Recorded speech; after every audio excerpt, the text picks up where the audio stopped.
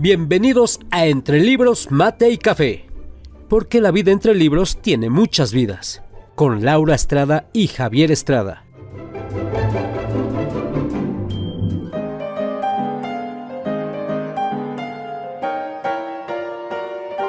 Entre Libros, Mate y Café advierte que las opiniones vertidas en este podcast son de ávidos lectores a quienes les encanta compartir lo que leen.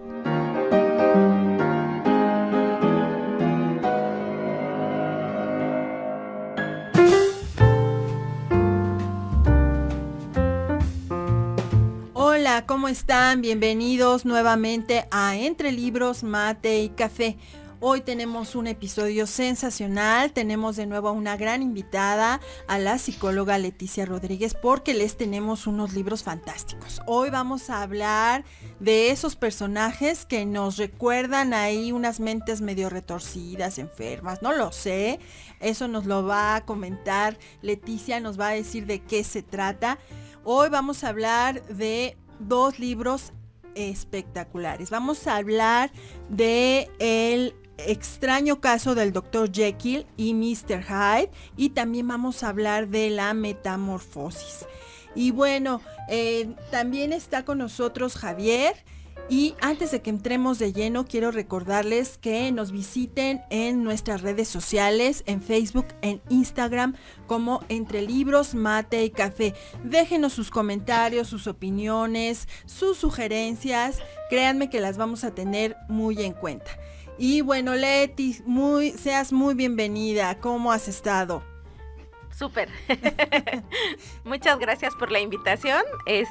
Pues vamos a divertirnos un poquito. Exacto, con estos personajes. Javier, ¿cómo has estado? ¿Cómo va tu semana? Muy bien. Arrancó muy bien y qué mejor que estando otra vez aquí con todos para hacer un programa nuevo de dos libros bastante interesantes, y qué bueno que está Leti aquí para apoyarnos, porque esto tiene mucho que decir. Son personajes verdaderamente inverosímiles, pero uno nunca sabe si a un lado hay uno igual. Exactamente. Bueno, ¿qué te parece si empezamos por el extraño caso del Dr. Jekyll y Mr. Hyde de Robert Louis Stevenson? Este libro se publica en 1886 y bueno, es una obra que causó bastante polémica, que fue una obra que nació en unas circunstancias muy especiales en esa sociedad británica, que es donde justamente de donde es origen Stevenson. Y bueno, él de por sí tenía esta tendencia, era un escritor muy prolífico. Escribió, bueno, entre los libros más famosos que escribió fue La Isla del Tesoro, Secuestrado, La Flecha Negra, y bueno, esta novela corta que se lee muy rápido, se lee en una sentada porque además te atrapa. Es una novela que inmediatamente que tú la empiezas a leer te entra la intriga de qué se trata, de qué están hablando. Y bueno, un poquito como antecedentes acerca del autor. Él viene de una familia de políticos. Él también era una familia presbiteriana, una familia religiosa, y a él siempre le llamaba la atención mucho estar escuchando hablar de la historia, por ejemplo, de Caín y Abel, del diluvio, de este tipo de historias como que estimulaban su imaginación. Y bueno, además también, bueno, como muchos de la época, padeció tuberculosis. Entonces, creo que muchos autores en esa época, pues era una, digámoslo así, una pandemia de aquel tiempo. Y bueno, también él tuvo grandes amigos que también fueron grandes escritores, como Mark Twain. Y bueno, vamos a entrar de lleno. Leti, cuéntanos, tú ya leíste este libro, cuéntanos qué nos puedes hablar de los personajes. Bueno, es una gran obra, para empezar, porque tiene una temática que requiere mucha imaginación, mucho desdoblamiento, mucho autorreconocimiento y hace muchas proyecciones de sí mismo y de la época en la que vivía. Pareciera ser que estaba retorcido y en términos técnicos podría sufrir de un trastorno disociativo de la personalidad. Sin embargo, a mí me llamaba la atención por qué extraño caso del Dr. Jekyll y Mr. Hyde. O sea, ¿qué pasaba, no? Y cuando lo vas leyendo te vas dando cuenta de que es una misma persona, o hasta el final donde hace el relato del caso él mismo, él habla de sí mismo, pero desde la personalidad bondadosa, buena onda, súper, gentil, proactiva socialmente hablando, y la personalidad distorsionada, ¿no? De Mr. Hyde, que para empezar era una parte oscura que a él no le gustaba, de la que se avergonzaba. Y te preguntas, ¿hasta dónde estos personajes no los podemos encarnar cada uno de nosotros? Claro, claro. Javier, cuéntanos un poco acerca de la historia. Un pequeño resumen para que todo esto que nos acaba de decir Leti nos haga un poquito más de sentido. Sí, bueno, recordemos que el Dr. Jekyll es un científico, un hombre de sociedad, recto, refinado, de estas a veces personalidades que en la sociedad sirven como ejemplo. Y quién iba a pensar que entre la búsqueda de la ciencia desarrolla una pócima que él mismo usa, y eso da pauta a que se desarrolle esta personalidad que está guardada muy en el interior de él. Estamos hablando de, como decía Leti, este tipo de fenómenos de doble personalidad, de todo ese lado negativo, si lo queremos ver así, tanto en lo físico como en lo mental, que a lo mejor mucha gente tenemos o que mucha gente tiene. Aquí el caso es que esta novela está muy bien lograda en el desarrollo de cómo se manifiestan estas personalidades. Una vez que el doctor Jekyll toma la pócima, empieza esa conversión, ¿no? De ser todo un investigador de prestigio y demás, hasta convertirse en el misántropo Edward Hyde. Yo creo que esta novela es uno de esos precedentes que inclusive muchos autores tuvieron influencia: Joseph Conrad, Green, Chesterton, Wells, el mismo Borges. Si vemos mucha de la literatura de estos grandes escritores de historias fantásticas, yo veo muy marcado la gran mente y la habilidad para describir de Stevenson. Yo creo que este es uno de los planteamientos más cruciales que a veces podemos tener, ¿no? Porque más allá de que sea un libro, de alguna manera o una novela entretenida, de alguna manera es todo un compendio de este trasfondo de las personalidades que a veces tenemos.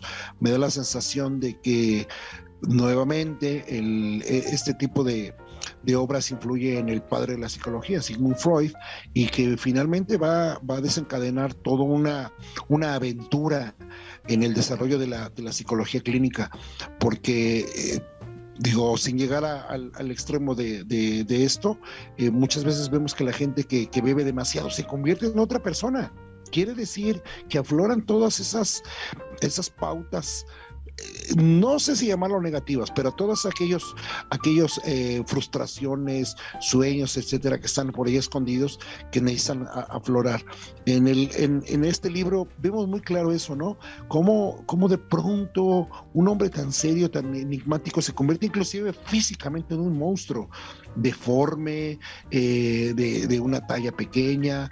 Entonces, a mí me da la sensación de que es un libro muy corto. No quisiera hablar mucho de él para que, ojalá que todos lo lean. Créanme, como dice Laura, en una sentada, porque es un libro que te atrapa. Me gustaba mucho la obra de Stevenson, porque son cuentos muy ligeritos que te atrapan. Realmente puedes pasar una tarde, una velada con un mate o un café, degustando de esta deliciosísima literatura.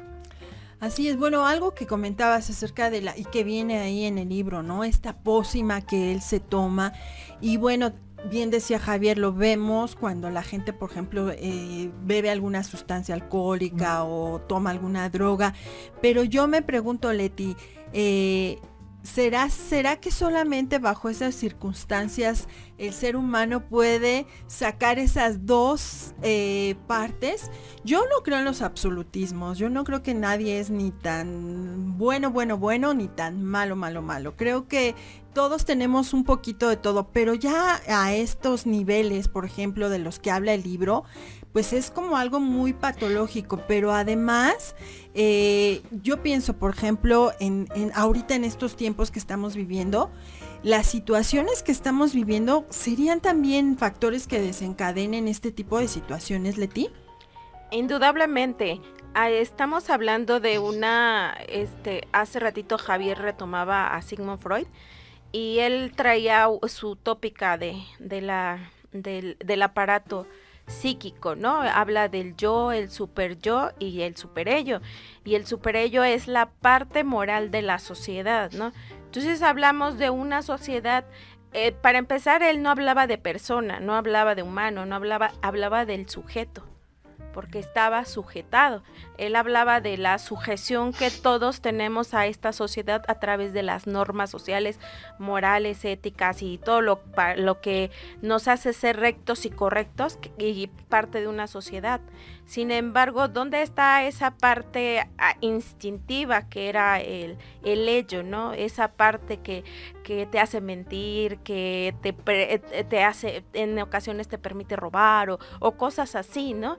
Y al final te das cuenta que todas la tenemos en nuestro estuchito que somos, está todo, solamente quizá en algunas personas permea mucho esa parte de sujeción que tenemos a la sociedad a través de la religión, de la educación, de la civilidad, todo ese tipo de cosas juega mucho en la expresión de una parte instintiva o negativa o no sé cómo le quieran llamar. Para mí esa parte, creo que somos más allá de una dualidad, ¿no? Sin embargo, como nos manejamos mucho en esta dualidad del bien, el mal, negro, blanco, bajo, alto, así, es más fácil verlo. Sin embargo, pues por ahí del 90 y tantos, donde me tocó estudiar la carrera, hablábamos de que la neurosis iba a ser la enfermedad del futuro. Y no nos equivocábamos. Ahorita cuántas personas tienen esa característica de vida y lejos de verla como algo que no es tuyo, algo que tendrías que buscar para estar en un estado de bienestar y todo, o sea, la vemos como algo normal, ¿no? Es normal que te mienten la madre, es normal que si estás atrapado en el tráfico grites, pites con el claxon, o sea, eres tú antes que. Entonces estamos viendo toda una expresión de toda esa parte que era el Mr. Hyde, y nosotros ya lo normalizamos, ¿no? Ya es parte de nuestro vivir diario, ya no es algo anormal. Quizá con el personaje de Mr. Hyde se veía muy patológico porque era como muy marcada la parte de Dr. Jekyll y Mr. Hyde así disociados. Sin embargo, dices, ¿cuánto de cada uno de Mr. Jekyll y Mr. Hyde tenemos cada uno dentro de nosotros, ¿no? Introyectado, y que lo hemos seguido desarrollando a través de todas las normas de convivencia, ¿no? Que muchas veces nosotros no concientizamos, solamente decimos, pues es que hay que darle un asiento a una persona mayor. Sin embargo, dices, pues tú no estás cansado. ¿Dónde estás tú antes de los demás, no? Entonces te enseñan a despersonalizarte para estar bien, para hacer lo vemos, muchas veces te pones a estudiar carreras, maestrías, doctorados y no tienes llenadera, ¿no? Y muchas veces en esa parte de la terapia te das cuenta de que la gente no estudia porque le gusta. Estudia porque quiere pertenecer a un estatus más alto socialmente hablando. Entonces dices, llega un momento en donde dices, ¿qué haces con tanto conocimiento? Claro. ¿Y dónde estás tú como persona? Exactamente. ¿Lo que has hecho te ha satisfacido? ¿Lo que has vivido te causa bienestar, alegría, gozo? Sí, entonces por eso ahorita pues estamos teniendo sociedades muy interesantes. Yo no diría que malas, perversas, yo diría que interesantes, porque se están mostrando muchas partes de nuestro Mr. Hyde a la luz de una moral social y una normas y costumbres bien definidas, donde el ser buena persona, donde ser socialmente aceptado implica que muchas veces pases por encima de ti, pues no estaba bien visto, ¿no? Claro. Entonces dices, suena interesante y es interesante que se den un chapuzón con el libro porque está hermoso. Claro, sí, mira, a mí me encanta, bueno, de hecho desde que inicia el libro, ya te impacta porque es una escena donde hay violencia y de ahí parte alguien que está ahí siendo testigo de esa violencia y le entra esta intriga y es algo como muy intuitivo, ¿no? Y creo que se nota mucho estas actitudes. Cuando uno lee, por ejemplo, este inicio, bueno, pues aparentemente no es tan fuerte la escena comparado con lo que hoy podemos ver de violencia. Sin embargo, tomando el contexto social en que se escribe la obra, claro que estamos hablando de mucha violencia. Y bueno, también entonces aquí tendríamos que pensar en cuánto hemos normalizado incluso la violencia, ¿no? Sí.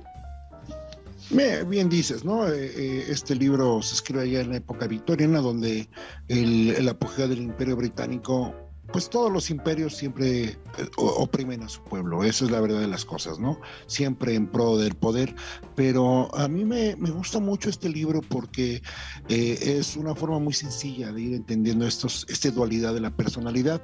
Aquí para mí el valor que tiene este libro es qué tanto Mr. Hyde llevo dentro y qué debo de hacer para, si no suprimirlo, evitar que se manifieste.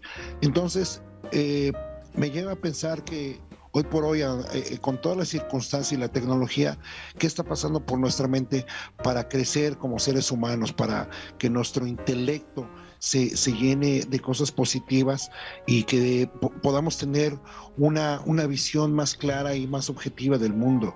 Yo creo que no hay justificación para que nuestro yo negativo aparezca, ¿no? ¿Cuál es el aprendizaje de esto? Ver cuáles son nuestros defectos y nuestras virtudes, y si hay algún defecto grave que tenemos, hay que sacarle partido, hay que convertirlo en una fortaleza. ¿Para qué? Para que seamos mejor cada día. No se vale y no se debe que bajo ninguna justificación uno, como decía Leti, cojas un dinero que no te pertenece, o que abuses de alguien, o que impongas una autoridad imperativa sobre alguien supuestamente más débil, porque entonces estás dejando que tu monstruo de Mr. Hyde aparezca. Yo creo que el reto es que nos atrevamos a descubrir a nuestro Mr. Hyde, porque navegamos en una sociedad que nos dicen que debemos de ser buenos, y el deber ser buenos implica muchas cosas. Me llamaba la atención una anécdota donde venía viajando en el bus y un chico venía sentado en la parte donde están los asientos designados para personas mayores, en alguna situación desfavorable, ¿no? O diferente. Y una señora ya mayor, a fuerza se puso, ese asiento es para los ancianos, y utilizaba el término así, sin pudor ni vergüenza, ¿no? Y entonces, me llamaba la atención porque fue tanta su presión que se levanta el muchacho y el muchacho tenía lastimada una pierna. Entonces, cuando se sentó la señora, así como que pues todo el mundo se le quedó viendo, ¿no? Pero ella no preguntó, ¿me puedes dar el asiento? Sí, entonces el chavo iba súper incómodo, parado, pero él prefirió levantarse antes que vivir la presión, seguir viviendo la presión de estar en un lugar que aparentemente no le correspondía. Y que sí le correspondía. Exacto, y dice uno, ¿cuántas veces esos ejemplos lo hemos hecho cada uno de nosotros? Claro. ¿Cuántas veces el deber ser está más por encima que tu tranquilidad y tu bienestar?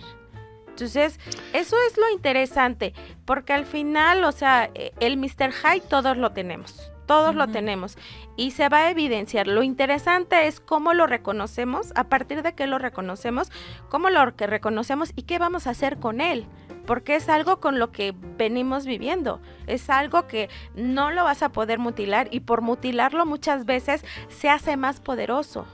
A lo que resistes persiste. Y el hecho de que tú lo desconozcas y no te atrevas a visualizarlo y a decirle, ok, pues eres parte de mí, bienvenido, pues veamos qué hacemos con esto, ¿no? Nadie eligió tener esas dos partes, sin embargo ahí está. Y lejos de avergonzarnos, como en una parte del relato del Dr. Jekyll, habla y dice, es que me da vergüenza, dice, ¿cuál es la razón de esa vergüenza? O sea, ¿qué es lo que has hecho? ¿Y qué pasaría si lo descubres, lo honras y lo haces parte de tu vivir? Claro. Mira, aquí lo que me lleva a pensar mucho es en esta cuestión del autoconocimiento, ¿no? Creo que al final del día el Dr. Jekyll necesitó de una sustancia que tuvo que incluso él inventar, crear, para buscar dentro de sí y para ver qué podía sacar, ¿no? Creo que él en realidad, tal vez podríamos especular, estaba buscando ese autoconocimiento. Yo creo que este tipo de libros también y de lecturas nos llevarían a buscar un autoconocimiento.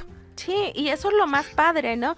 Porque dejas de suprimir. ¿Quién nos dice que Mr. Hyde, que el Hyde del Dr. Jekyll no fue lo que realmente lo empujó a hacer esa pócima y a tomarla y a descubrir qué había ahí, ¿no? Tanta supresión, tanta represión del Mr. Hyde. Dices, ¿que no lo hacía aparente?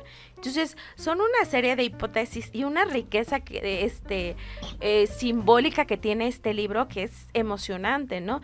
La invitación es a que lo lean, a que descubran a su Mr. Hyde, a su Mr. Jekyll, y que lo puedan incorporar y digan, pues, soy yo, y no hay ni bueno ni malo, no es vergonzoso, no es solamente es parte del ser tú.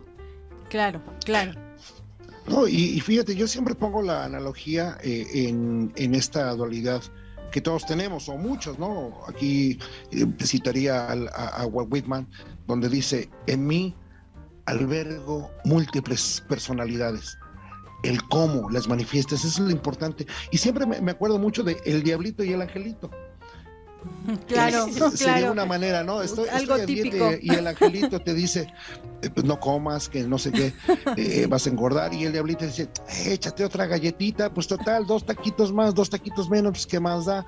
A eso digamos que es una analogía ahí un poco simple, ¿no? Pero es cierto, muchas veces nuestros actos y nuestras actitudes y la forma en cómo nos comportamos, obviamente debe ser bajo un régimen que se ha establecido, es una serie de normas y reglas para la convivencia, pero cuando se transgrede esto y cuando además, en el caso no del Dr. Jekyll y Mr. Hyde, bueno, hay una pócima, pero hay muchas veces en que actuamos de una manera Mr. Hyde con todo el conocimiento. Entonces, aquí es bien valioso lo que dice Leti, qué tanto puedes sostener o qué tanto puedes sacarle el mejor provecho a tu Mr. Hyde, a tu Edward Hyde que llevas dentro, ¿no? ¿Para qué? Para que seas mejor. Muchas veces siempre queremos, o mucho se cree que quiere hacer mejor a la sociedad, pero vamos a partir del principio más básico. Vos, sé mejor para que te puedas ofrecer mejor a los demás. Sí, claro. Ya he dicho por ahí alguna frase, que no se es útil a sí mismo, pues no le es útil a los demás, así de simple. Claro, pero bueno, para poder saber cómo ser mejor necesitamos primero hacer este introyecto, ¿no? Irte hacia adentro y sobre todo también aceptar tus puntos de quiebre, aceptar tus puntos difíciles y de esta manera también llegar a un momento, a un punto a lo mejor de que digas, no puedo, esto me rebasa y buscar ayuda. Igual, ¿no? En el libro llega un momento en que él vemos que escribe cartas y cartas y cartas y cartas, léanlo, al final van a saber, se encuentra por ahí un sobre que adentro tenía otro sobre, que había otro sobre y había otro sobre, porque al final del día el Dr. Jekyll se da cuenta de sus limitantes. Y entonces cuando ve lo irremediable y que ya no puede más con esta situación, de alguna manera hace un acto para terminar con eso, pero también deja un legado, deja una historia que contar, que es una forma de decir, vean lo que está sucediendo, ¿no? Entonces creo que este libro es sumamente interesante por toda esta cuestión psicológica que hay, ¿no? Y ahí, por ejemplo, yo te preguntaría, ¿crees, Leti, que hay bueno, en este libro hablamos de una sustancia, pero ya hablando, por ejemplo, de otro tipo de, ya no del ciudadano de a pie, sino de gente que a lo mejor sí tiene alguna condición, ¿hay algún detonante, hay alguna situación, algo que nos pudiera hablar de que efectivamente, por ejemplo, sí se trate de un trastorno disociativo de la identidad? Sí, hay varias situaciones, ¿no? Sin embargo, lo importante de esto es, tú solito vas conociéndote. Y en esa parte, a veces en la parte clínica utilizamos términos que lejos de ayudar a las personas, o sea, como que las meten en un punto sin fin, en un punto sin salida.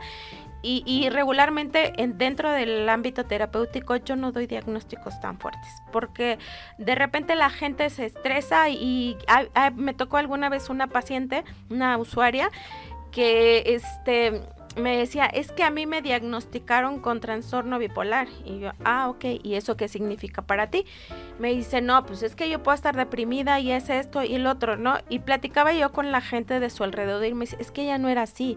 Después de que recibió el trastorno, o sea, se empezó a poner triste y feliz así en cuestión de segundos. Claro. Y dices, ¿qué tanto ese tipo de etiquetas o de diagnósticos, de identificaciones son beneficiosos para una persona, ¿no? Y qué tanto los ponen en una situación diferente. Si analizamos todos muchas cosas a la luz de la vida diaria, pues todos mentimos. Claro. Y lo peor es que nos mentimos a nosotros mismos, ¿no? Claro. Entonces, esta parte de la dualidad muchas veces no resulta tan conveniente, porque si no es blanco es negro. Y si no es negro, entonces pierdes de vista que entre el negro y el blanco está un punto intermedio que es el gris. Y si lo desfasamos, lo degradamos entre el blanco, el gris y el blanco, vamos a tener muchas tonalidades de gris y muchas tonalidades de gris con el negro. Entonces, todos esos puntos intermedios los perdemos de vista. Y es ahí donde las personas se estresan, se limitan y se empiezan a meter en situaciones que lejos de ayudarles a salir a contemplar diferentes posibilidades, pues se pierden. Entonces, claro, hay cosas que sí son un punto de quiebre, una pérdida, una separación, una pérdida del empleo. Son diferentes situaciones, ¿no? Sin embargo, la apuesta es a que vayamos reconociendo esas partes limitantes, ¿no? Claro. Porque ¿ante quién son limitantes? ¿Para qué son limitantes?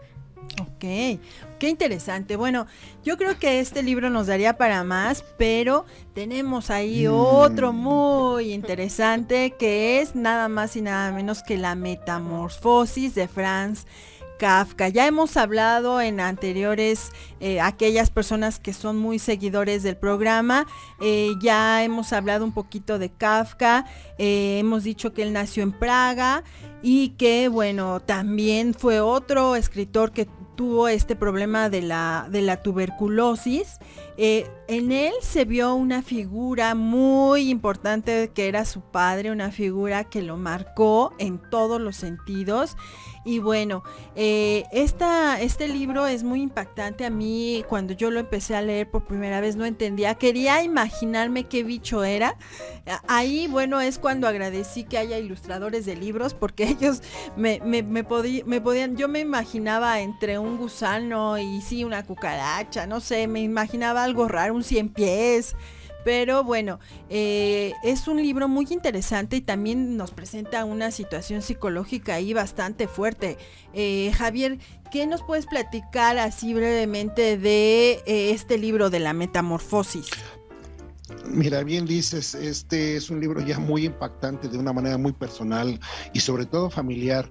Este rompimiento que tiene Kafka en este libro que se llama La Metamorfosis, pero en realidad su nombre original es La Transformación, Der Verwandlung, que es en alemán, y esta historia de Gregorio Samsa, que es exactamente la misma historia que vive Kafka con su padre, ¿no? ¿Hasta qué punto te afecta que la gente que se supone te debe proteger y guiar te da la torre en la vida? Y esta es una historia muy triste porque la metamorfosis es precisamente esa forma en que Gregorio se siente usado, se siente desprotegido de su padre, de su familia, mientras él ha sido productivo. Pero cuando viene este trastorno interior que lo empieza a deprimir, a perder su trabajo y a empezar metafóricamente a convertirse en un escarabajo. Esta forma a mí me determina mucho el estado de ánimo donde se va a separar de una vez por todas de la humanidad, no encuentra consuelo, no encuentra alivio, no encuentra un resquicio a donde apoyarse para ser ayudado. Así es, bueno, la historia también, en la historia podemos ver un hombre que era el sostén de la familia. Cuando le sucede esta circunstancia, empieza tanto la familia le empieza a dar otra visión, les empieza a transformar todo el entorno familiar, empieza a haber un cambio en todos ellos y se dan cuenta cuánto habían girado en torno a este personaje. Y bueno, pero tú háblanos un poquito, Leti, cuéntanos qué has leído, qué ves en esta historia. Bueno, indudablemente todos tenemos ese punto de quiebre, ¿no? De repente dicen, las crisis son algo muy marcado a lo que nos han enseñado a tener miedo y terror, pánico. Dices, es una crisis y corre por tu vida, ¿no? Sin embargo, las crisis también tienen dos grandes posibilidades. El riesgo de que pierdas todo y te vayas a menos, o de que ganes algo diferente, ¿no? Sin embargo, esta parte de la metamorfosis es algo que todos tenemos que experimentar. Sin embargo, a veces estamos tan acomodados en diferentes situaciones que es impensable que ese aparente estabilidad o equilibrio, que no es un equilibrio total, se te vaya a perder y entonces entres en esa metamorfosis, en esa transformación, que es un miedo al cambio, y regularmente todos tenemos que pasar por ese cambio. Indudablemente, si hablamos de la dialéctica, o sea, un estadio va negando a otro, y en esa parte, pues el desarrollo humano es eso. Cuando el adolescente niega al niño, el joven niega al adolescente, y así no la pasamos. Es un eterno ir y venir en el que estamos desconociendo qué es lo que va a pasar, y como la incertidumbre no es algo que nos sea favorable o que nos diga que nos debe dar gusto o satisfacción poder vivirla y disfrutarla, pues entonces entra la angustia y entra el rompimiento de muchos patrones que, como pasa con el personaje de la metamorfosis, ¿no? Sí, Gregorio, que además era un oficinista, ¿no? Y Exacto. Entonces, de repente Gregorio le cae en cuenta, ¿no? Del peso que tenía. Y bueno, no les voy a contar el final, pero sucede algo muy extraordinario con este personaje, y creo que muchas de las situaciones que se manifiestan en este libro vuelve a ser la figura paterna de Kafka la que influye en él. No sé, esta sensación de insuficiencia, de qué sentido, si al fin y al cabo todo lo que hago lo ven, o me ven hasta que yo me convierto en algo extraño. ¿Cómo ves esta cuestión? ¿Tú crees que conmigo esta idea de que el padre de Kafka y esta figura tan fuerte que tuvo sobre él influye de alguna manera en esta obra? Sí, particularmente la posición de Gregorio es como aniquilada, ¿no? Él solamente es el sostén y él va a cubrir una figura que no le corresponde, y que en su afán de hacerlo bien, termina aniquilándose solito. ¿Cuántos Gregorios podemos encontrar en la calle? ¿Cuántas veces nosotros hemos sido Gregorio? ¿Cuántas cosas nos hemos hemos hecho sin tomarnos en cuenta nosotros mismos, ¿no? Te enseñan a que si tienes, eres parte. Si haces, eres. ¿Y en dónde está tu ser? Claro. ¿En dónde estás tú? Creo que es muy interesante esta obra, porque sin que se les cuente el final, creo que eso también podría causar mucha curiosidad por ir a ver ese libro y ver en qué termina. Lo interesante de esto es hasta dónde tú estás siendo Gregorio y qué vas a hacer para rescatarlo, ¿no? Antes de que lo aniquilen. Claro. Sí, mira, más allá de que se convierte a veces en el escarabajo, estos sentidos del autoconocimiento que mencionaba Leti hace rato, para mí son muy valiosos. ¿Hasta dónde realmente somos capaces de hacer una autoevaluación crítica constructiva cada uno con nosotros? Porque en este proceder de Gregorio, donde le viene la culpa y la frustración porque deja su trabajo y deja el sostén de su familia, y la última en darle la espalda pues, es su hermana que tanto lo quería. Entonces se cae en este estado de soledad y aislamiento que lo vence finalmente. Pero son, bien dice Leti, cuántos Gregorios hemos sido, ¿no? O habemos, pero yo sigo creyendo que la educación que podamos tener para fortalecer nuestros criterios de mente, los valores finalmente los vamos trayendo de nuestra casa, de nuestra tradición, pero yo creo acá que es parte de cada uno, porque aquí no hay maestro, no hay guía, es parte de cada uno buscar un enfoque para la supervivencia. La humanidad siempre se ha manejado así, siempre ha habido buenos y malos, si lo queremos ver así, pero también es parte del crecimiento de la humanidad. Sigo pensando acá que busquemos en nuestro interior. Sí. Así es, bueno, hoy hemos tenido un episodio muy interesante, como siempre, y para variar nos vamos a quedar con las ganas que nos vino encima. Leti, te agradezco muchísimo que hayas estado con nosotros. Siempre este tipo de obras, cuando alguien como tú, una experta y alguien que está en la clínica, que está en el día a día con estas cuestiones de la psicología, pues para nosotros nos enriquece, nos hace mucho muy enriquecedora esta experiencia de estos libros, ¿no? Bueno, pues gracias, Javier, por este episodio. Nos tenemos que despedir y bueno, les voy a recordar a todos que nos visiten. Pues ya que te digo ya. Sí, yo sé que aquí el que más sufre con el tiempo es Javier. Pero bueno, seguramente que vamos a tener que seguir invitando a Leti, ni modo, Leti, claro. Vas a tener que seguir viniendo con nosotros. No, de verdad, increíble, Leti, porque, digo, más allá de lo que podemos nosotros ver en los libros, esta parte ya científica, ya de trabajo en el campo, pues es fantástico. Yo creo que apoya muchísimo y yo creo que a la gente que nos escucha les puede ser de utilidad y de interés. Gracias. Así es. Bueno, pues muchísimas gracias, Leti. Un gusto. Y bueno, les recordamos que nos busquen en nuestras redes sociales, en Facebook, en Instagram como Entre Libros Mate y Café. Déjenos sus comentarios y nos escuchamos la próxima semana. Recuerden que la vida entre libros tiene muchas más vidas.